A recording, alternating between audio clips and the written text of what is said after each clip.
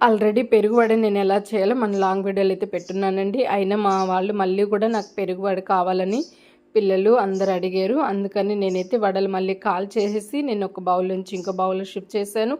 దీనికి సరిపడా 1/2 లీటర్ పెరుగు తీసుకొని కొంచెం వాటర్ పోసుకొని సాల్ట్ వేసి అలా కలిపేసేసి ఈ వడలంతా నేను ఇలాగ మొత్తము మునిగేదాకా ఇలా పోసేసుకున్నామని అనుకోండి. ఆ వడకి పెరుగంతా బాగా పీల్చుకుంటుంది, చాలా టేస్టీగా కూడా అనిపిస్తుంది. చూడండి, ఇలాగా మనం చేసి పెట్టామంటే అందరు లొట్టలు వేసుకొని తింటారు. కొద్దిగా దీంట్లో పోపు పెట్టుకున్నామంటే చాలా సూపర్గా ఉంటుంది. స్టవ్ వెలిగించుకొని కడాయి పెట్టి అందులో కాస్త ఆయిల్ వేసి పోపు దినుసులన్నీ వేసేసి కాస్త చిటపటలాడిన తర్వాత కరివేపాకు కూడా వేసి చిటపటలాడిన తర్వాత ఆ పోపుని ఎత్తి మనము వడలు వేసేసుకున్నామనంటే ఈ వడలు మనం ఫ్రిడ్జ్లో ఒక 2 అవర్స్ అలా పెట్టేసేసి మనము పిల్లలకి కానీ అందరికి సర్వ్ చేసి పెట్టామంటే టిఫిన్ లాగా కానీ ఈవినింగ్ స్నాక్స్ లాగా కానీ వాళ్ళు హ్యాపీగా ఎంజాయ్ చేసి తింటారు. మీకు